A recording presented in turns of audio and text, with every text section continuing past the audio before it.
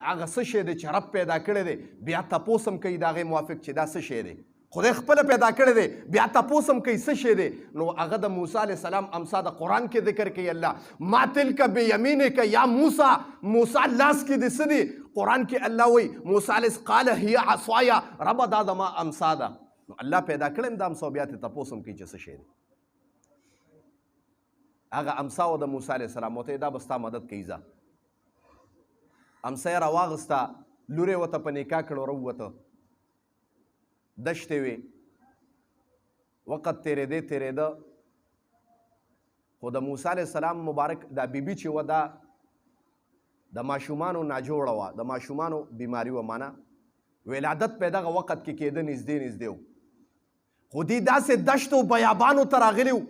چې هلکه زلزلو طوفان په کوم مرض باندې چې د موسی علیه السلام د کور والا ولادت کېده